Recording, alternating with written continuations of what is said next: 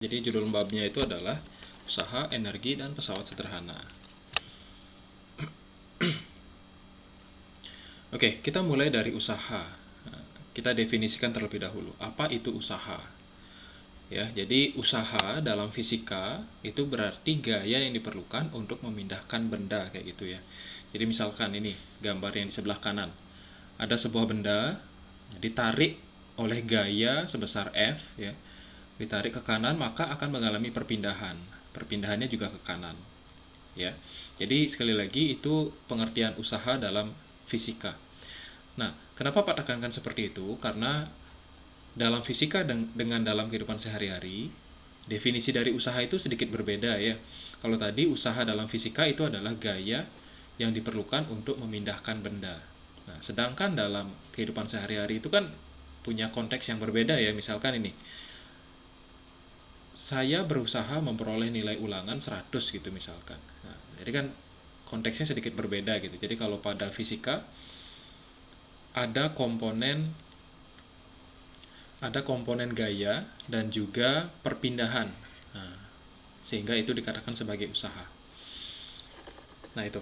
Terus untuk rumusnya, jadi rumusnya seperti ini. Rumus dasarnya adalah W sama dengan F dot S, F kali S ya. Oke. Nesian mungkin memperhatikan di layar, di slide itu F-nya itu ada tanda panah di atasnya. Nah, kira-kira tahu nggak kenapa, apa arti tanda panah tersebut?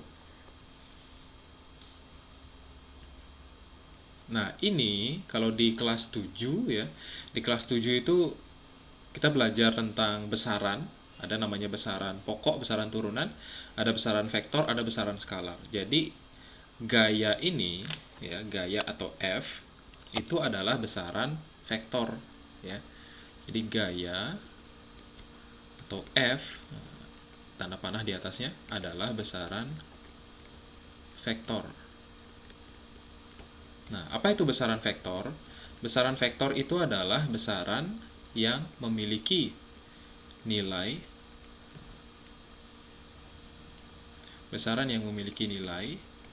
dan juga memiliki arah. Nah, gitu. Jadi gaya ini kan sebenarnya sebelum pertemuan sebelumnya juga sudah sempat kita bahas ya. Nah, jadi di sana belum Pak tekankan waktu ini. Jadi hari ini Pak tekankan. Jadi gaya itu adalah besaran vektor, yaitu besaran yang memiliki nilai dan memiliki arah. Nah, misalkan apa? Misalkan saja gaya 50 Newton ke kanan gitu misalkan. Ke kanan. Nah, berarti kan ini adalah nilainya, ini adalah arahnya. Nah, jadi sekali lagi gaya itu besaran vektor yang memiliki nilai dan arah. Nah, makanya ada tanda panah di atasnya. Tanda panah di atasnya itu menunjukkan bahwa F itu adalah besaran vektor. Begitupun dengan S. Nah, di sini S-nya juga ada tanda panah di atasnya. Ya, jadi sama seperti gaya, perpindahan atau simbolnya adalah S ya. Tanda panah di atasnya juga merupakan besaran vektor. Jadi dia juga memiliki nilai dan juga memiliki arah. Nah, jadi misalkan perpindahan seseorang adalah 10 meter ke barat atau 50 meter ke utara. Nah, jadi ada nilai, ada arahnya seperti itu. Nah, atau jadi rumus W sama dengan F dot S, F kali S, itu juga bisa ditulis dengan W sama dengan Fs cos theta. Nah, jadi pasti di sini Nesian agak kebingungan ini. Ini cos ini apa artinya nih? Theta ini apa artinya? Nanti kita bahas ya. Jadi biasanya kalau jenjang SMP itu biasanya menggunakan persamaan ini saja. Nah, W sama dengan F kali S. Nah, tapi karena Nesian sedang dipersiapkan untuk mengikuti lomba-lomba IPA, nah jadi penting rasanya untuk memberikan ini juga rumus yang kedua, W sama dengan Fs cos theta seperti itu. Nah, lalu apa itu W? W itu adalah usaha, satuannya adalah joule atau ditulis J saja ya. F itu adalah gaya, satuannya Newton atau ditulis N saja.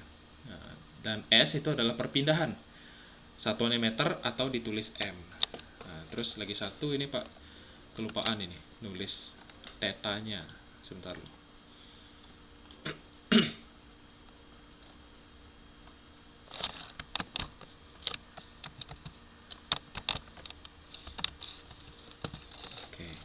theta ini adalah sudut antara F dan S.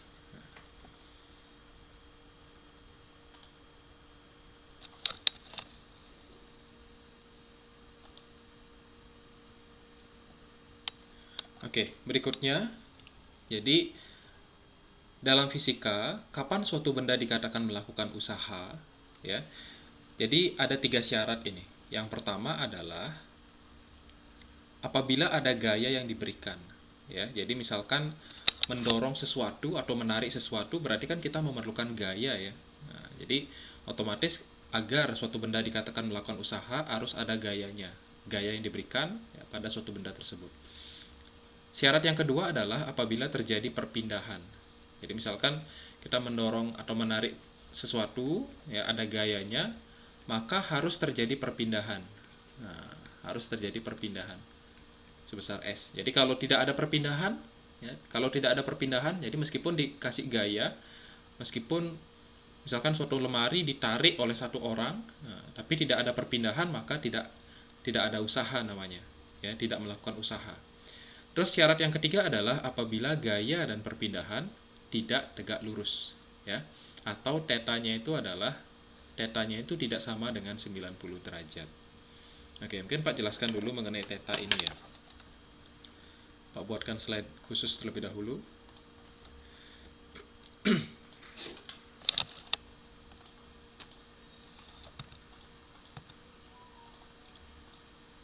Oke, jadi misalkan ini adalah suatu benda, ya, suatu benda, terus ditarik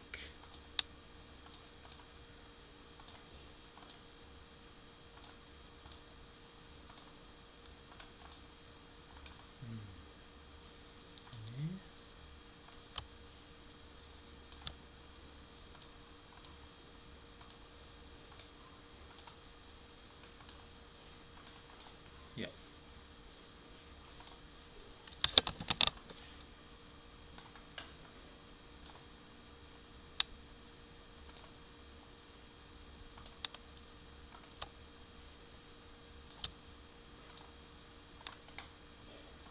Oke, jadi Pak jelaskan mengenai sudut tersebut ya. Jadi misalkan ada suatu benda ini yang berwarna abu-abu ini ditarik dengan gaya F gitu. Ya, ditarik dengan gaya F.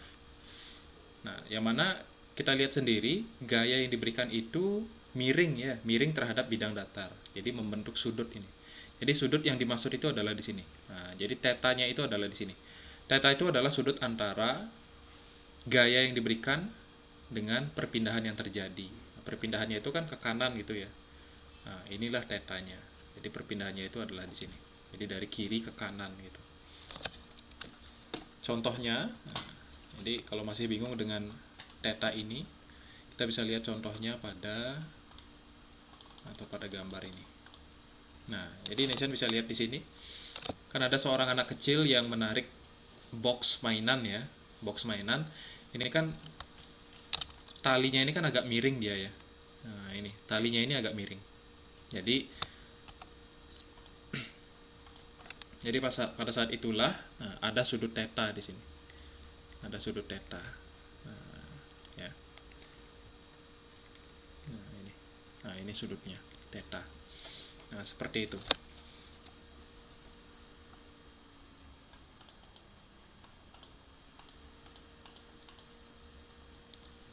Nah, terus coba dijawab ya, coba dijawab yang 3 gambar ini.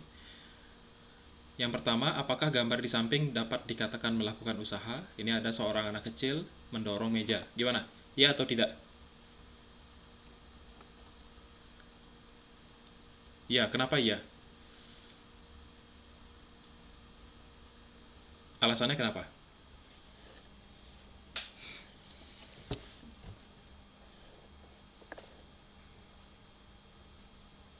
Karena mejanya dapat bergerak. Ya, benar sekali.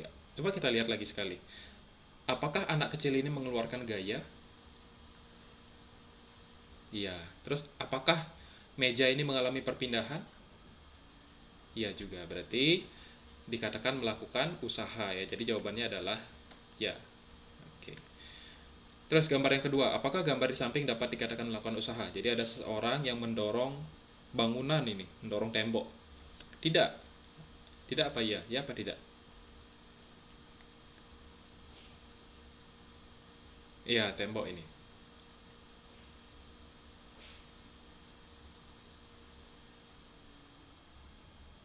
Ya atau tidak?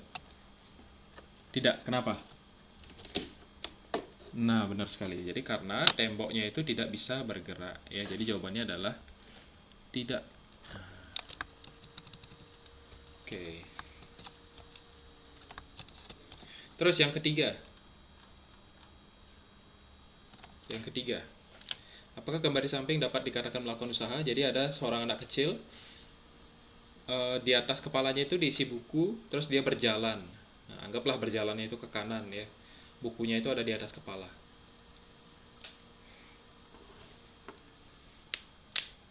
Melakukan usaha atau tidak terhadap buku?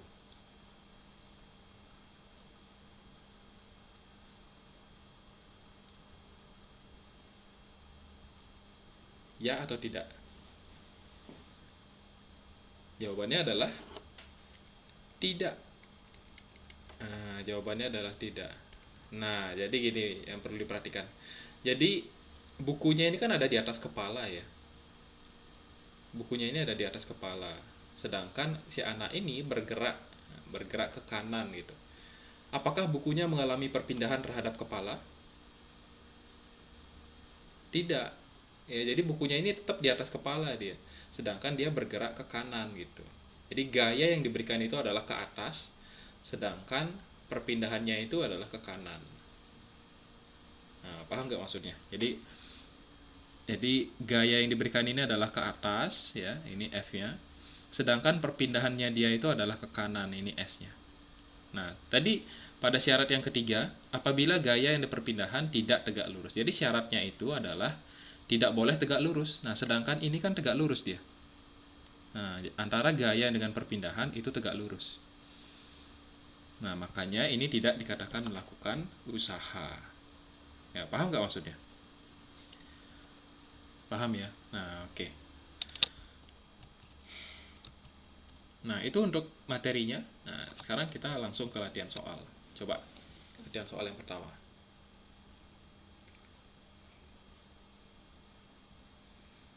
Sebuah lemari didorong dengan gaya sebesar 50 Newton sehingga berpindah sejauh 2 meter. Tentukan usaha yang diterima lemari.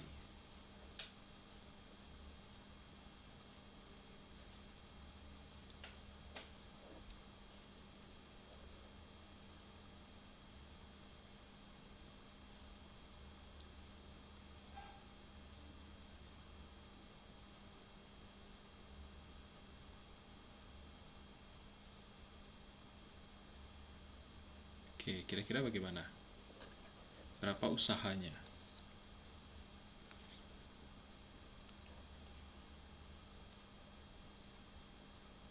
Nah, rumusnya itu bisa digunakan F kali S ya.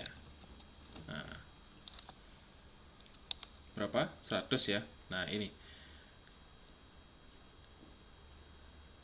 Jadi sebenarnya kita gunakan rumus ini ya. Jadi biar cepat, W sama dengan Fs cos theta ini. Nah, Pak jabarkan ya. Jadi biar paham. W sama dengan Fs cos theta. Nah, jadi kan ada lemari nih. Lemari. Nah, ini adalah lemari. Terus didorong. Tadi kan didorong. Nah, gayanya adalah sebesar 50 Newton. Sehingga perpindahannya itu adalah sebesar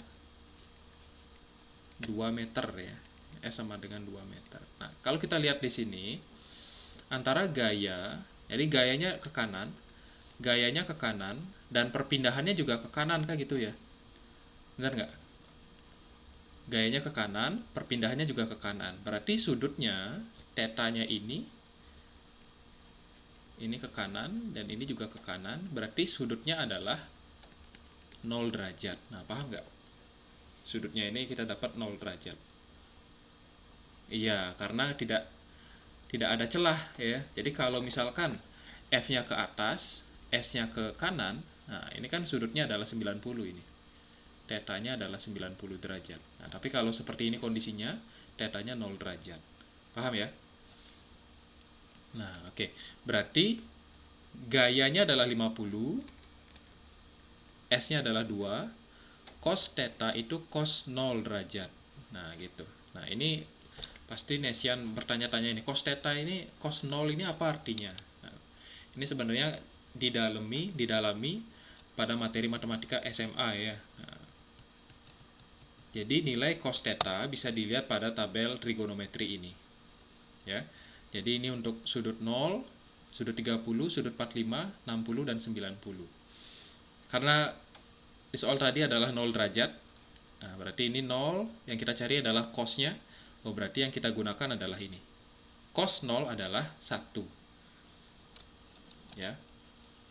Nah, berarti kita kembalikan ke sini. Berarti 50 kali 2 adalah 100.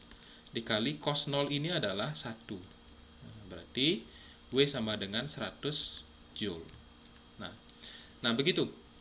Begitu dasarnya. Cuman nanti ke depannya, berikutnya, kalau misalkan ketemu soal seperti ini, kalau sudah pasti antara gaya dengan perpindahan itu searah, ya, sama-sama ke kanan, jadi langsung aja F dikali S saja.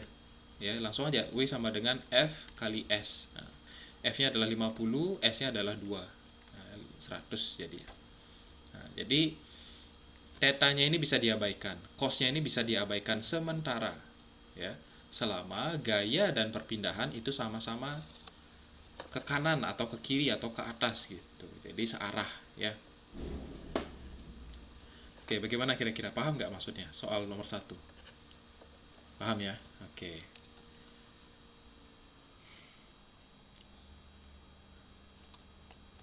Nah, itu nanti ada soalnya. Nah, ini soal nomor 6 ini. Jadi gimana? 45 derajat itu berarti gini.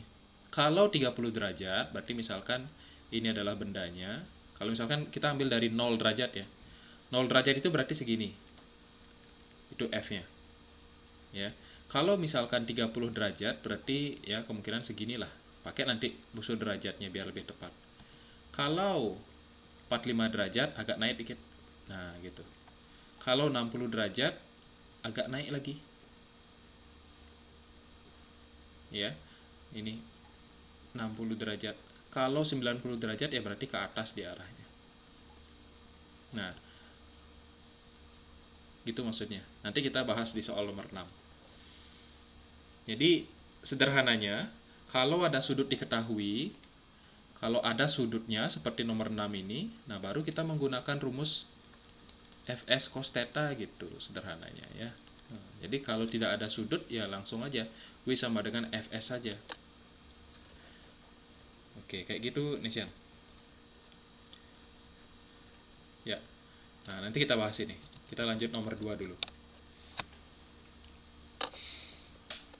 Sebuah meja didorong dengan gaya sebesar 75 Newton sehingga berpindah sejauh 4 meter. Tentukan usaha yang diterima meja. Oke, coba.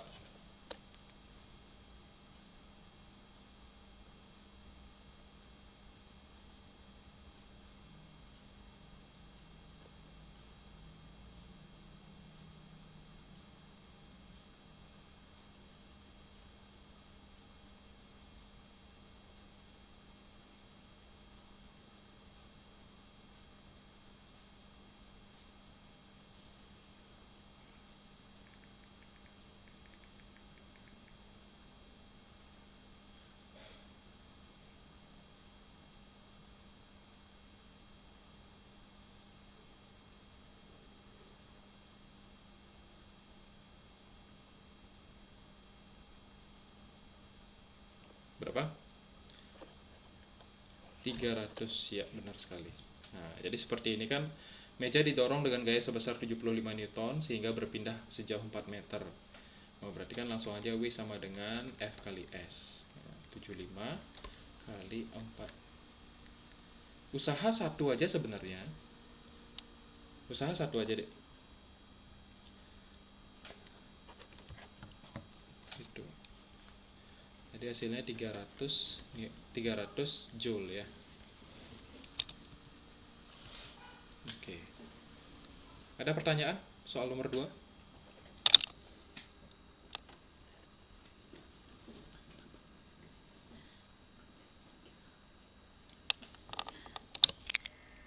Oke, lanjut nomor 3 ya.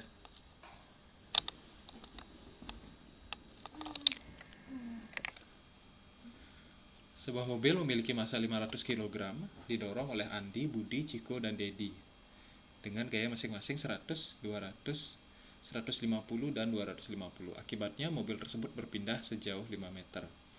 Tentukan usaha yang dilakukan oleh keempat orang tersebut.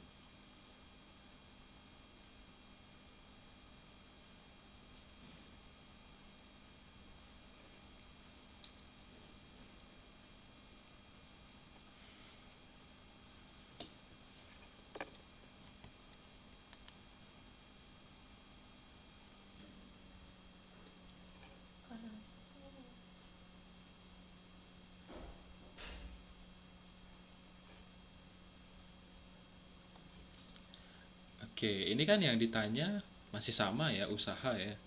Usaha. Jadi rumusnya itu F kali S. Nah, sedangkan di sini ada banyak gaya kan ini ya. Jadi sebuah mobil, nah ini misalkan kalau kita gambar mobilnya mungkin seperti ini. Nah, sederhana saja, set set set set, set. Nah, segini aja. Nah, katanya didorong ya. Didorong itu berarti dari sini kita ambil, terus dari sini, dari sini, dari sini. Nah, ada 4 orang ya. Berarti F-nya ini kan adalah total gaya yang dimaksud ya. Jadi kalau yang ditanya adalah usaha yang dilakukan oleh keempat orang tersebut, berarti kan yang ditanya usaha keempat orang. Jadi total gayanya berapa? Nah, jadi dijumlahkan dulu, baru dikali perpindahannya. Bukan.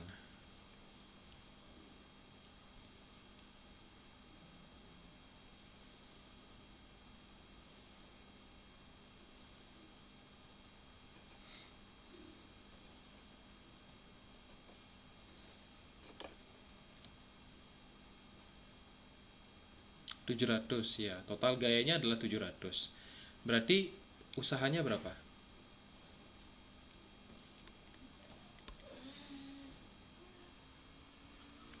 Usaha perpindahannya 5. Berarti usahanya berapa?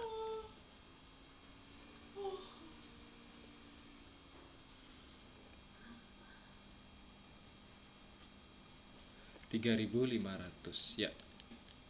Satuannya apa? Joule ya. Oke. Jadi itulah usaha totalnya ya.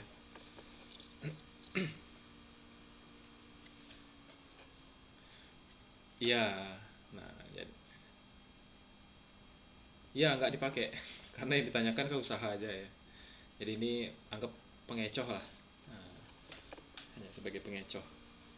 Karena yang diperlukan kan hanya total gaya dan perpindahan. Oke? Ya, lanjut. Nomor 4.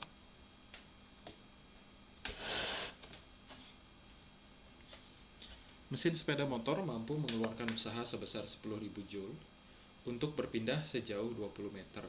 Tentukan besar gaya yang dikerahkan oleh mesin sepeda motor. Nah, sekarang yang ditanyakan adalah gayanya. Oke, kalau gaya gimana? Gimana cara nyari gaya? W sama dengan F dikali S. W per S benar sekali. Jadi F sama dengan W per S.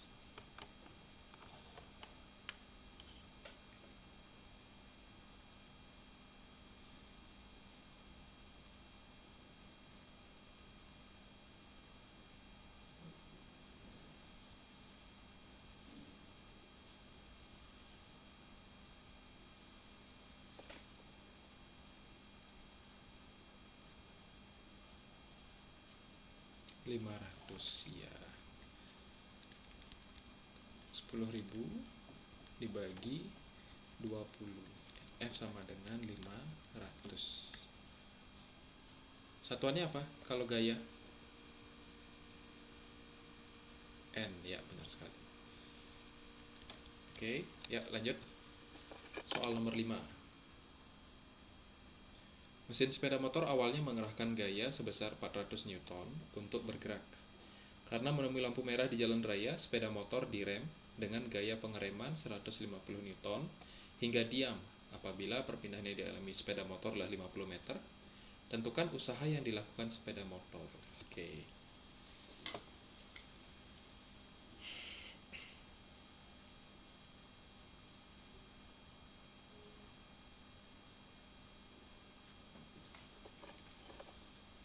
Kalau seperti ini bagaimana kira-kira? Ya, silakan.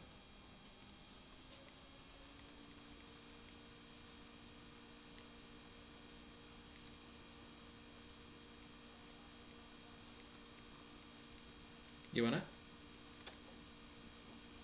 400 kurang 150. Kenapa dikurang? Iya, direm ya, berkurang. Ya, benar sekali.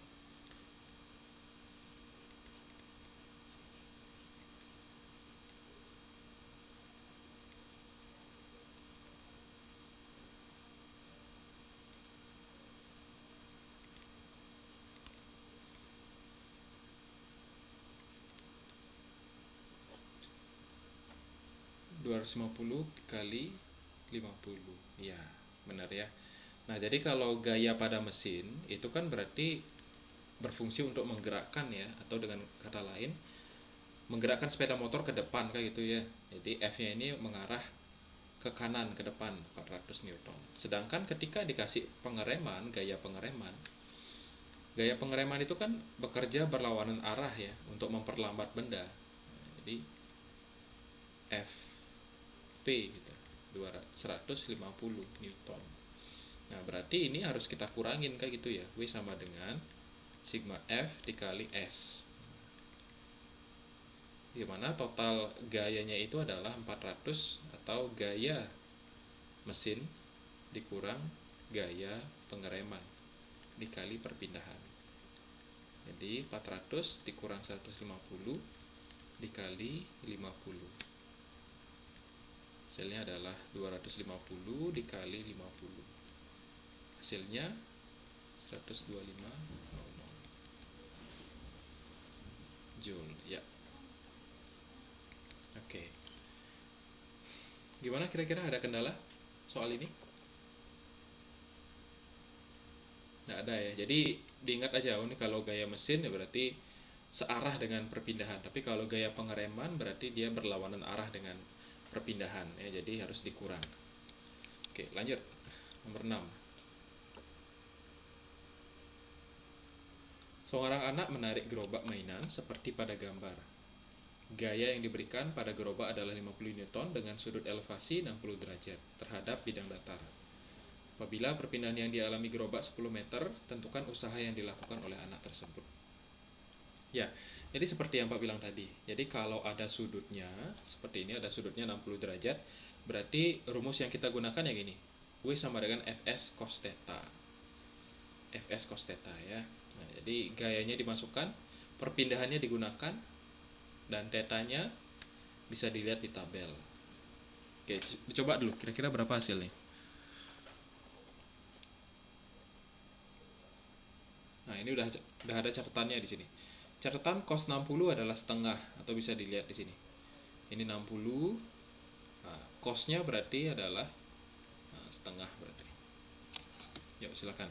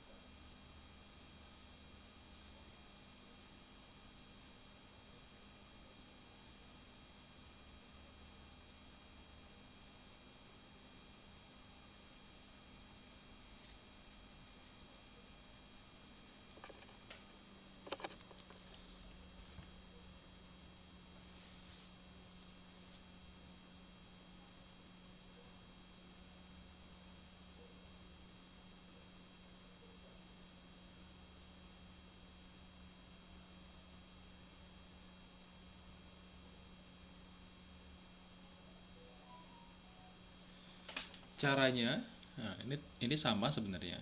Ya, jadi F-nya itu adalah F-nya berapa? Gayanya berapa? F-nya 50. Perpindahannya berapa? Ya, perpindahannya 10 ini ya. 10 cos theta. Nah, jadi cos, nah, langsung aja tulis tetanya itu adalah 60 derajat. Nah, 60 derajat. Jadi 50 kali 10 dikali cos 60 ini berapa? Kita lihat di tabel. Cos 60 adalah setengah. Ya, udah dikali setengah aja. Nah, kayak gitu. Jadi 50 kali 10 kali setengah. Ya, kayak gini. Hasilnya berapa nih?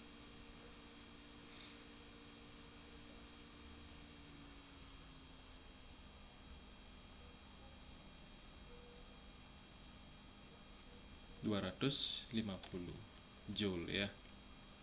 Oke, nah kayak gini aja.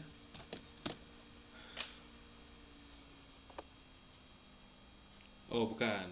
Kalau 1/2 akar 3 itu adalah sin dia punya. Nah, sinnya dia punya. Kalau 60 cos 60 kan berarti setengahnya. Ini. Oke. Gimana? Paham maksudnya? Paham menggunakan tabelnya ini? Paham ya? Jadi kalau cos 0 seperti tadi, cos 0 adalah 1. Cos 30 setengah akar 3. Cos 45 setengah akar 2. Cos 60 setengah. Cos 90 adalah 0. Seperti itu. Oke, coba Pak tambahkan lagi soalnya. Setelah itu baru kita lanjut ke energi ya.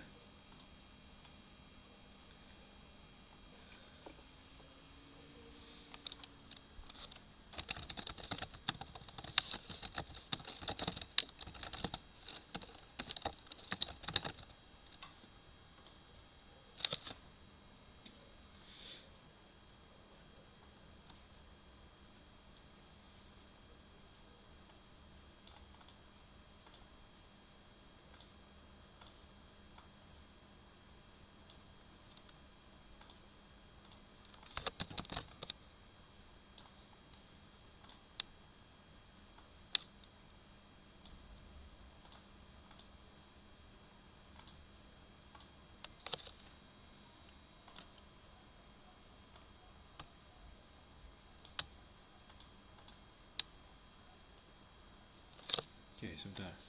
Udah macet. Ya.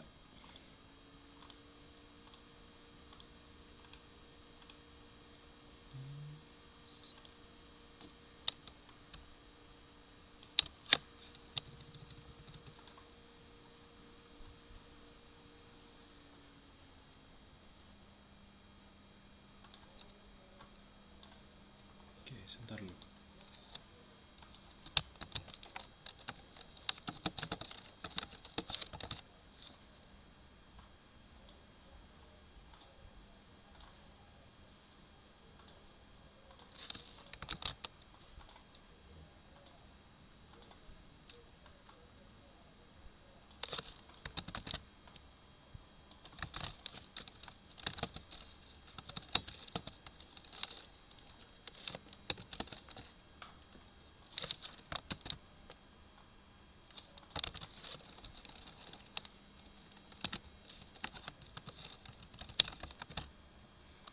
Oke, ini sudutnya adalah 60 derajat. Ya. Soalnya suatu benda ditarik dengan gaya 20 Newton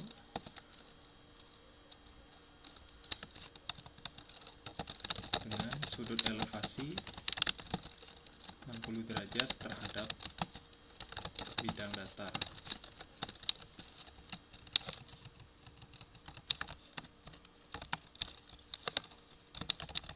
Apabila perpindahan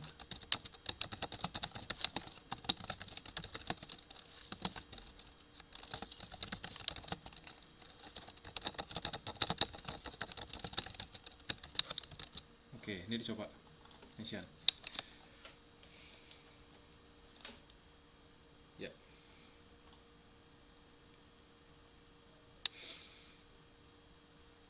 Soalnya sama seperti yang nomor 6 barusan, ya.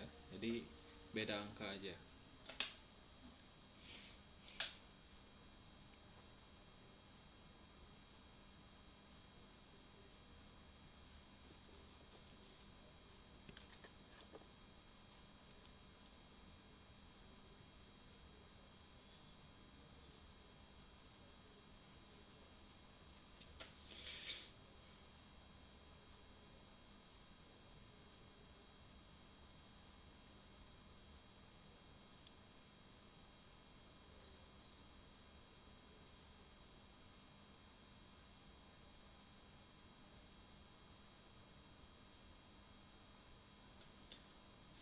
40. Ya, benar. Ya. Jadi rumusnya kan masih sama ya. W sama dengan Fs cos theta.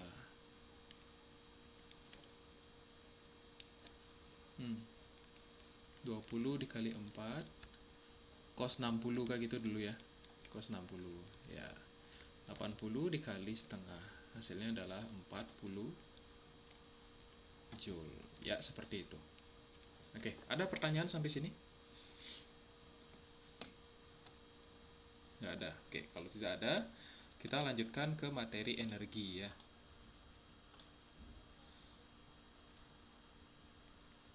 Ya, usaha sampai sini aja materinya. Sebenarnya sedikit ya, kalau lihat materi usaha saja, materinya sedikit aja nih.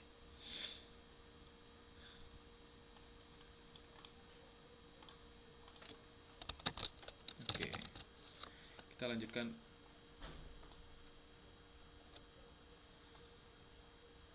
Kalau kurikulum sebelumnya itu usaha dan energi itu berbeda dia dengan pesawat sederhana. Ya, jadi iya ada kaitannya. Jadi kalau ngelihat keuntungan mekanis itu antara usaha dengan gaya itu gini dia berkaitan dia. Nanti kita lihat ya ketika mencari keuntungan mekanis dari suatu pesawat sederhana, misalkan katrol gitu misalkan. Nah, jadi ada kaitannya.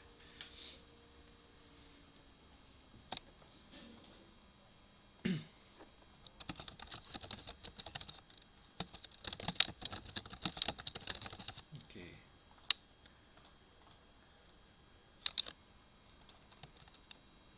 Ya. Kita masuk ke energi potensial dan energi kinetik. Jadi kalau membahas tentang energi itu kan ada banyak sekali jenis energi ya. Coba disebutin Nesian. Menurut Nesian jenis bentuk energi itu ada apa saja? Selain potensial dan kinetik. Ya, bentuk energi. Ada energi apa saja gitu. Energi apa saja yang ada?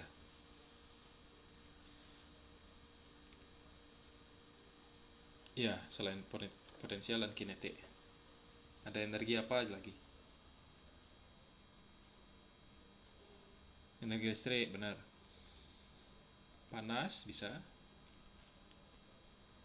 Energi mekanik bisa juga.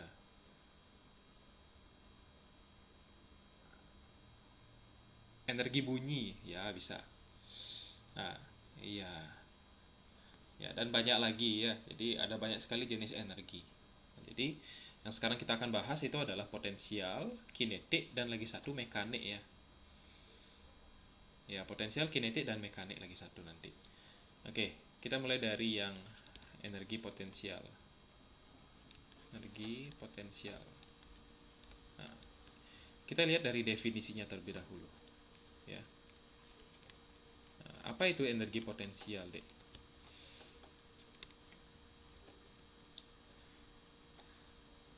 Energi potensial adalah energi yang dimiliki benda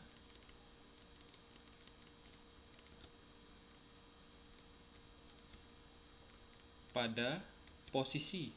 Nah, pada posisi atau kedudukan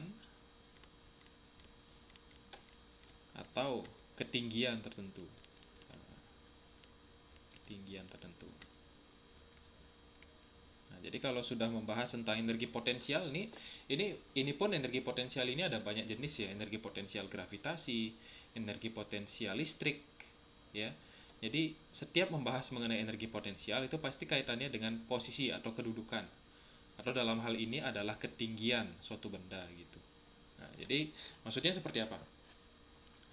Misalkan ada suatu benda atau misalkan ada gini ya, pohon kelapa gitulah. Nah, yang paling sering pohon kelapa. Nah, ini mungkin seperti ini pohon kelapanya. Oh, jelek sekali gambarnya. Oke, ini ada kelapa warna hijau-hijau ini. Nah, dan ini adalah tanah gitu ya. Jadi ini adalah permukaan tanah. Jadi kalau kita lihat sendiri, kelapa itu kan berada pada ketinggian tertentu ya dari permukaan tanah ya. Nah, ini ketinggian tertentu H gitu. Jadi, ketika suatu benda berada pada ketinggian tertentu dari suatu titik acuan dari permukaan tanah, maka dikatakan benda tersebut memiliki energi potensial. Jadi sekali lagi, energi potensial itu adalah energi yang dimiliki benda tergantung pada ketinggian benda tersebut. Jadi asalkan benda itu berada pada ketinggian tertentu, maka dia punya energi potensial. Tapi kalau benda itu sudah berada di tanah, nah seperti ini, nah, itu berarti tidak punya energi potensial berarti ini. Jadi EP sama dengan 0 berarti. Nah, kinetiknya, ya, jadi nanti kita bahas kinetik berikutnya. Kalau kinetik itu berdasarkan kecepatan dia. Nah, energi potensial itu disingkat EP ya. Nah, sekali lagi Pak tekankan. Jadi kalau energi potensial itu berarti berkaitan dengan ketinggian. Asalkan dia berada pada ketinggian tertentu, maka dia punya energi potensial. Nah, ini EP ya. Nah, lalu bagaimana rumusnya? Nah, selalu ada rumus ya di balik konsep fisika ya. Nah, rumusnya adalah EP sama dengan M kali G kali H. Nah, ini rumusnya sederhana sekali nih. Ya, jadi hanya perkalian antara massa, percepatan gravitasi dan juga ketinggian. Oke, tulis keterangannya. Jadi energi EP itu adalah energi potensial.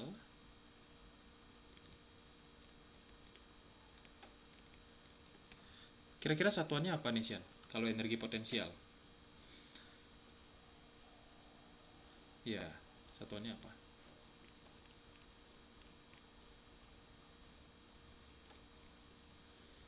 Joule, benar sekali. Jadi satuannya adalah joule. Sama seperti usaha ya.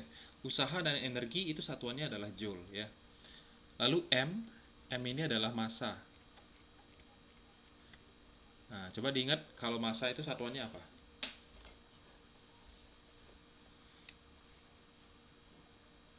Kilogram ya, kilogram ya. Kalau G itu apa? Ya, percepatan ya, percepatan gravitasi.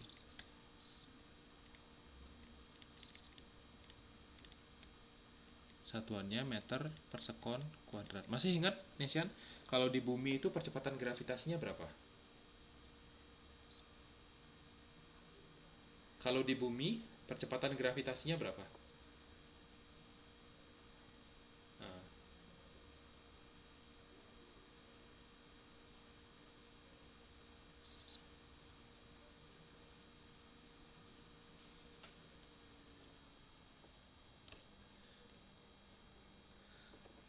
9,8 ya bisa ya. 9,8 atau 10 ya. Ya, jadi lebih tepatnya 9,8 sih. Tapi biasanya kalau dalam soal itu untuk mempermudah perhitungan biasanya digunakan 10 ya. Oke, Pak tulis di sini. G bumi itu adalah 9,8 meter per sekon kuadrat atau sama artinya dengan 10 meter per sekon kuadrat.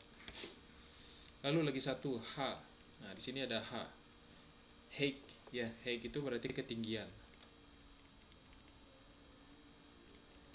Ketinggian. Satuannya kalau ketinggian apa satuannya?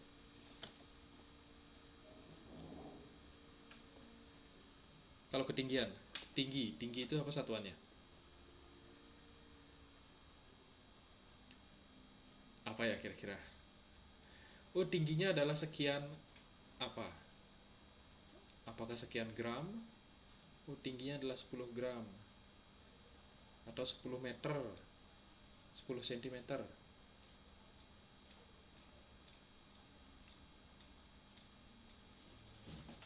Iya, meter ya. Di ketinggian itu adalah meter. Oke, jadi ini materi dari energi potensial. Sampai sini kira-kira ada pertanyaan nggak?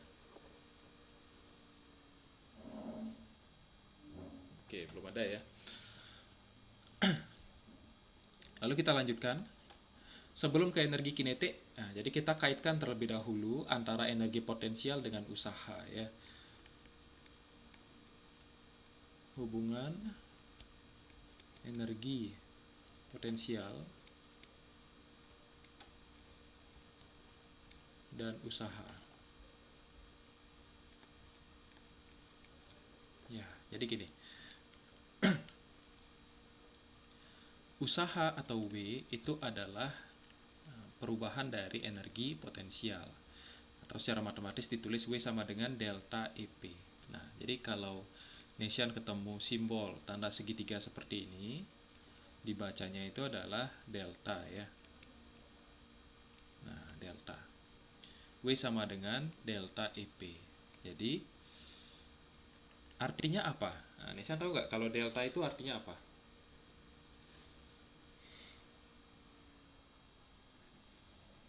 Nah, bukan. Kalau delta secara umum itu artinya perubahan ya. Jadi kalau ketemu tanda segitiga seperti ini, artinya perubahan atau selisih. Nah, berarti di sini kalau ada delta EP artinya adalah perubahan energi potensial.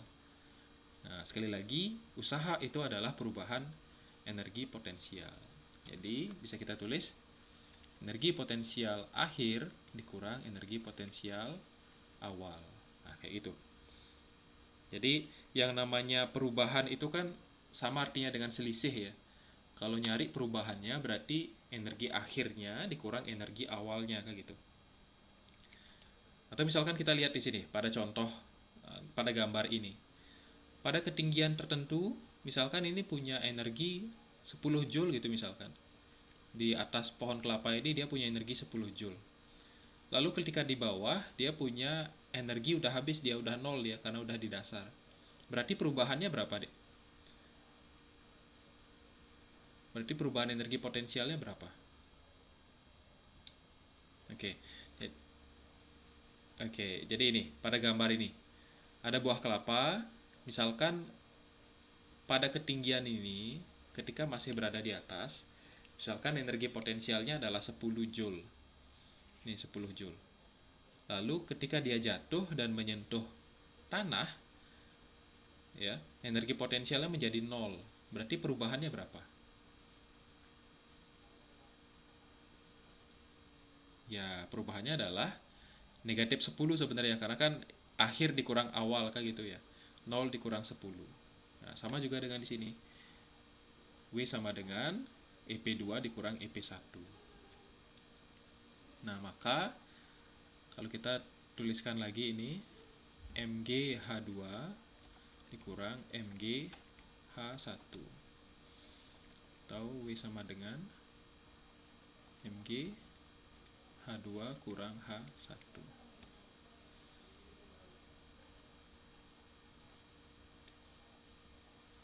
Atau W sama dengan min Mg H1 kurang H2. W sama dengan min Mg delta H. Nah, ini. Jadi inilah hubungan antara usaha dengan energi potensial. Nah, atau kita bisa lihat yang di atas saja ya, biar nggak bingung ya. Nah, artinya sama ini antara yang di atas dengan yang di bawah. Sekali lagi artinya adalah usaha itu sama dengan perubahan dari energi potensial. Nah, seperti ini.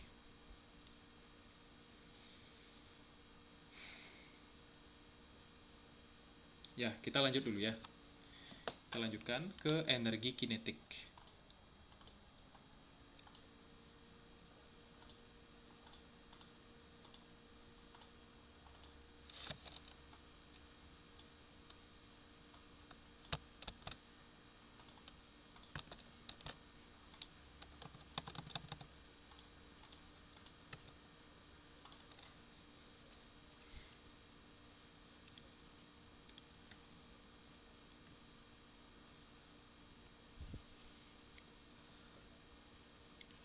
Oke, yang berikutnya adalah mengenai energi kinetik. Disimbolkan dengan EK. Nah, oke.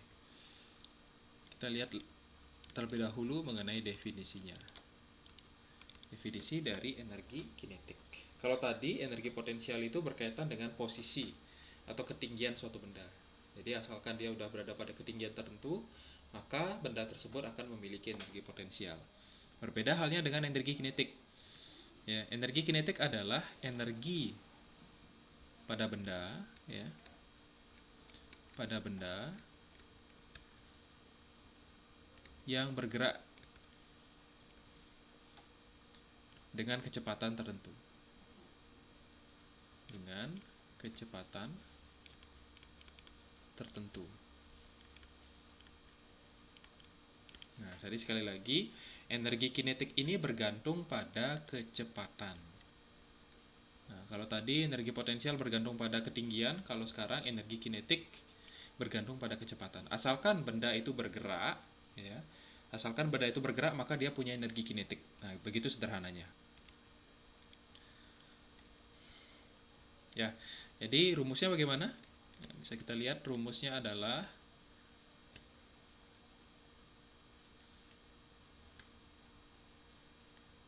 atau ditulis di sebelah sini. Rumusnya adalah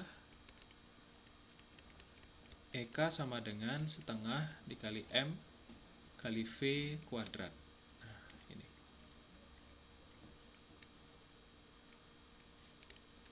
Rumusnya adalah EK sama dengan setengah MV kuadrat. Jadi, apa itu EK? K itu adalah energi kinetik.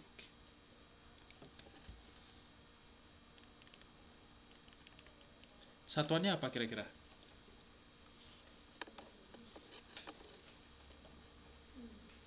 Satuannya apa? Energi. Energi. Selama dia bentuk energi, maka satuannya masih sama, yaitu adalah joule, ya. Sama seperti tadi, energi potensial, usaha, atau energi panas, energi listrik. Nah, selama dia bentuknya adalah energi, maka satuannya masih tetap sama, yaitu joule gitu. M ini apa? M ini adalah benar massa, ya. Massa satuannya adalah kilogram. Kalau V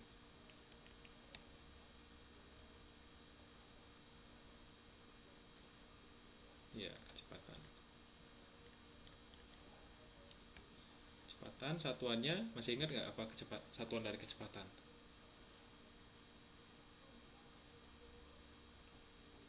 Meter per sekon, benar sekali. Iya. Iya, masih ingat ya. Ya, jadi seperti itu. Jadi rumusnya adalah EK sama dengan setengah MV kuadrat.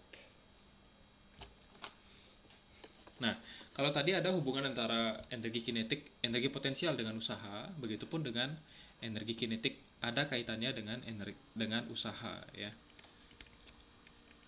Jadi hubungan energi kinetik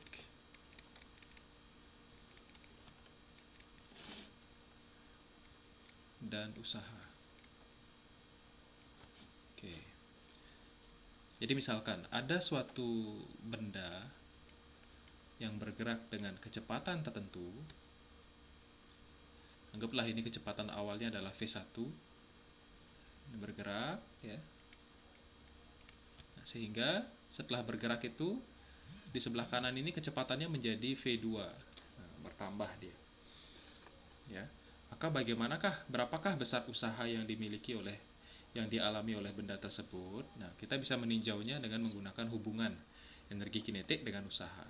Jadi hubungannya adalah usaha sama dengan perubahan energi kinetik, atau secara matematis ditulis W sama dengan delta EK.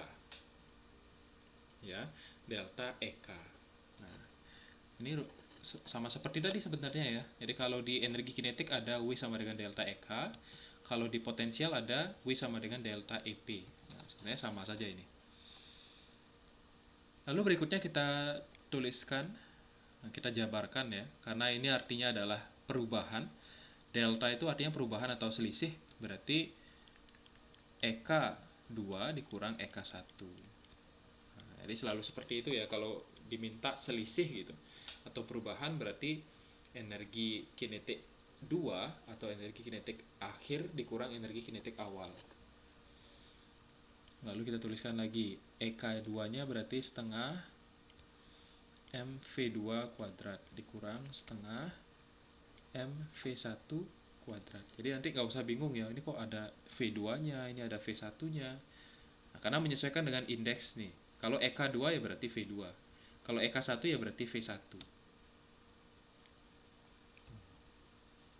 Nah, gitu.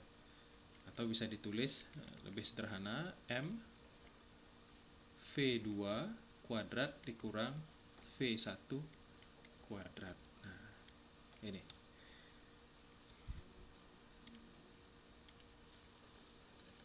Nah, inilah hubungan antara usaha dengan energi kinetik.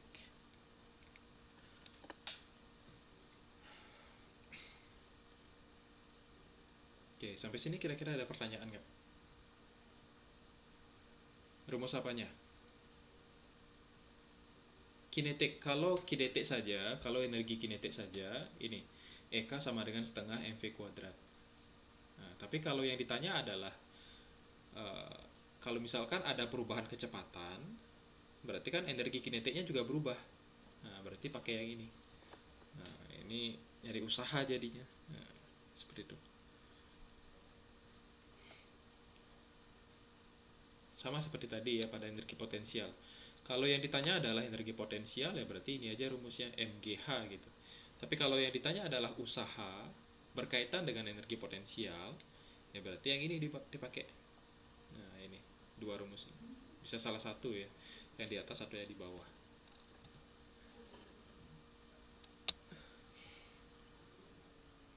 Oke, bisa ya. Oke, kita coba ke latihan soal.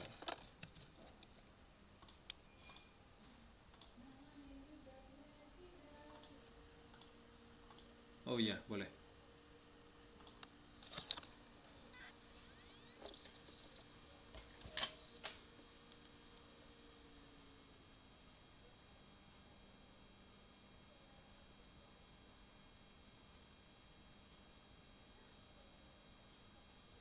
Sudah.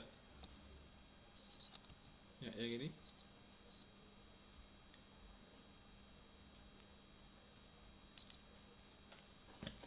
Ya, oke.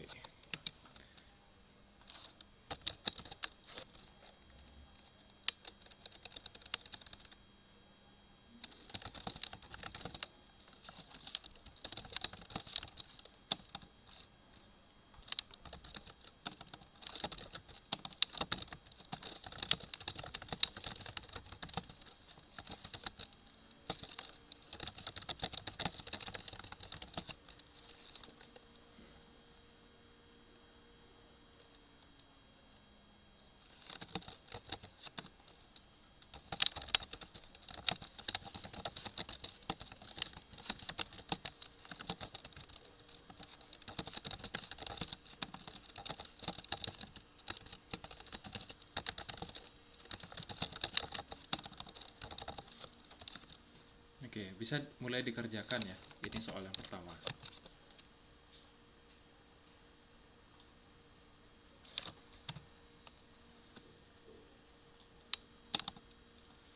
Ini. Bisa dilihat kan soalnya, Dek? Bisa. Oke, silakan.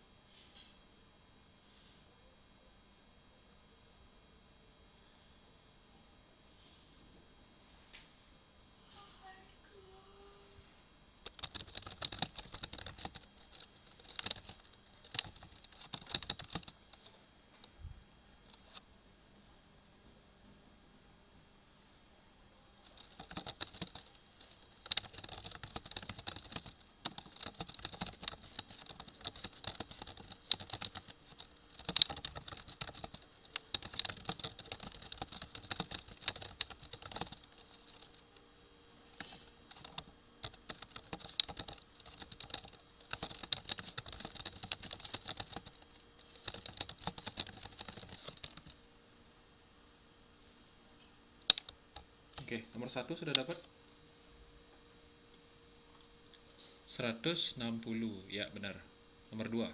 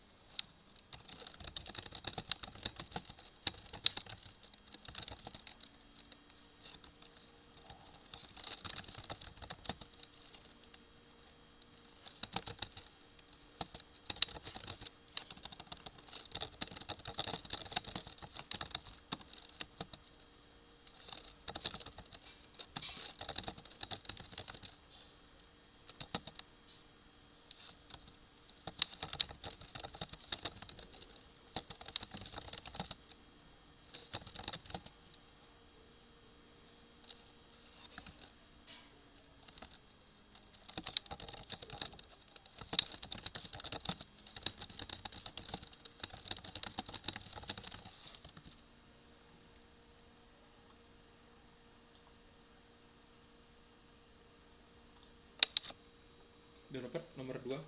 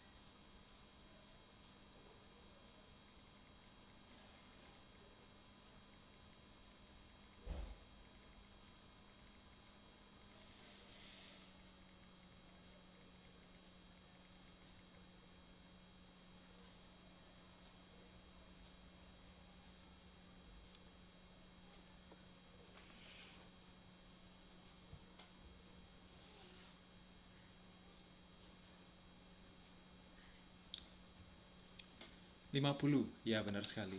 Ya. Kali 10, terus kali 100. Iya, benar lah.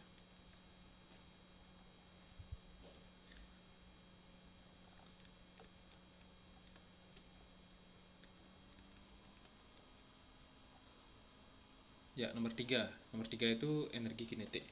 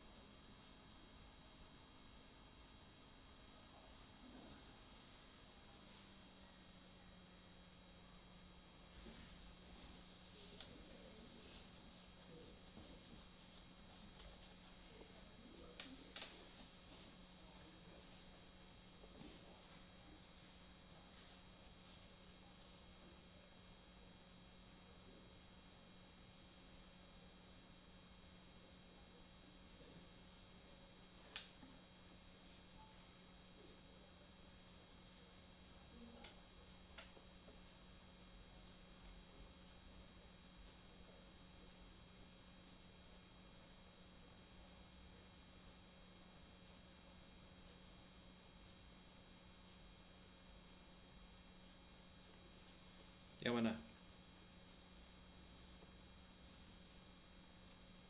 Enggak perlu. Kok kilogramnya diubah ke meter? Massa kan emang kilogram dia satuannya. Iya. 6250. Oke. Benar ya? Ntar coba Pak hitung.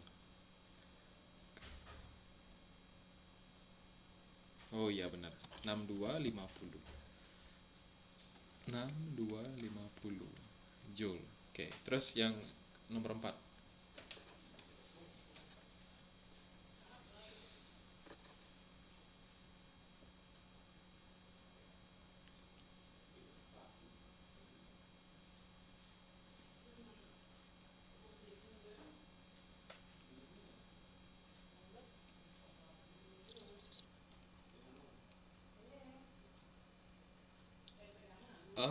Rumusnya masih sama, menggunakan energi kinetik.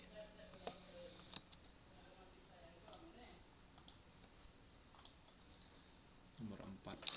Ini, rumusnya masih sama sebenarnya.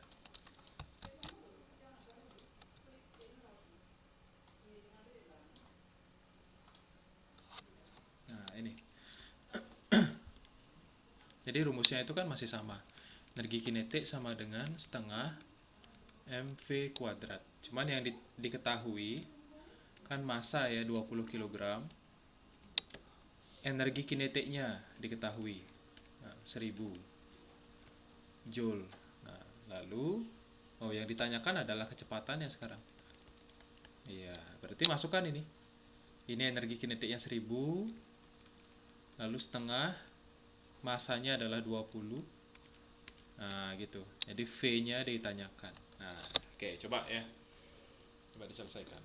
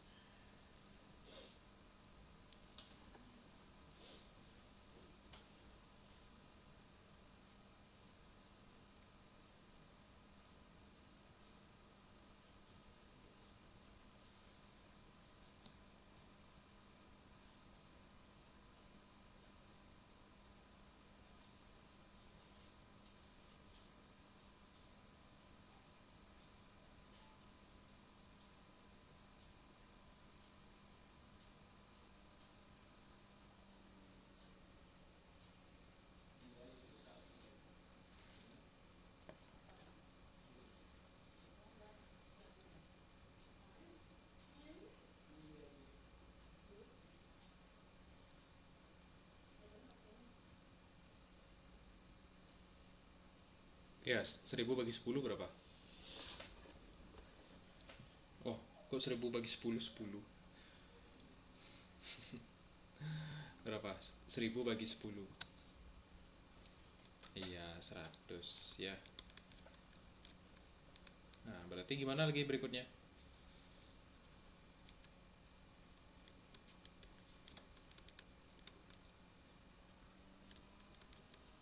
Berarti 100 itu kan V kuadratnya. Berarti V-nya berapa?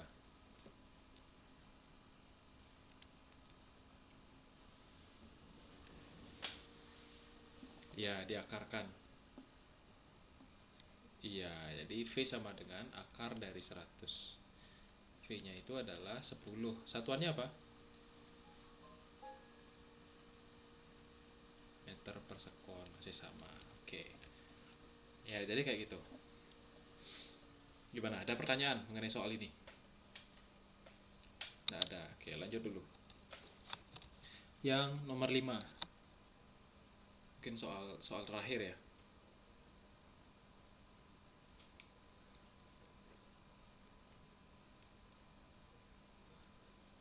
Sebuah benda bermassa 5 kg dijatuhkan dari atap sebuah gedung. Apabila energi potensial benda 2000 Joule, tentukan ketinggian gedung tersebut. Ya.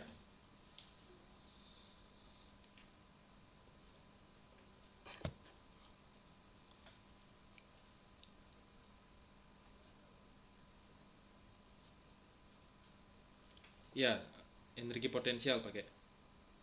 Ya.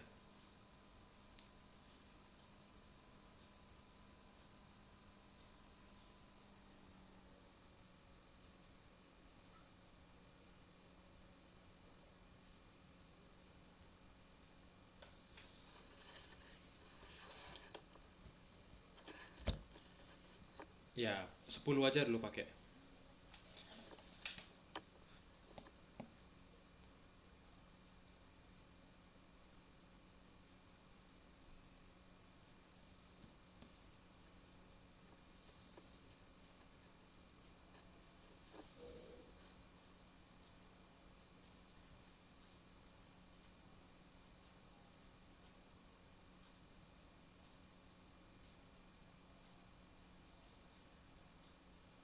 Iya, ketinggiannya adalah 40. Iya. Oke. Iya, 2000 dibagi 50.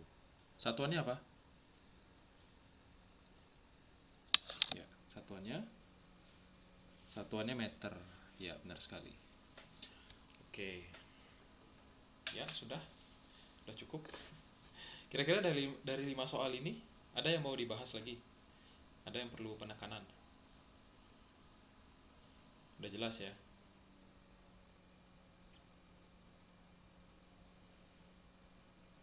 Gimana? Udah jelas?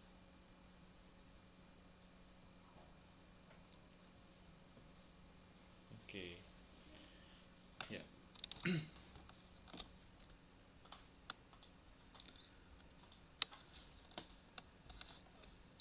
Iya, jadi tergantung kondisi bendanya saja.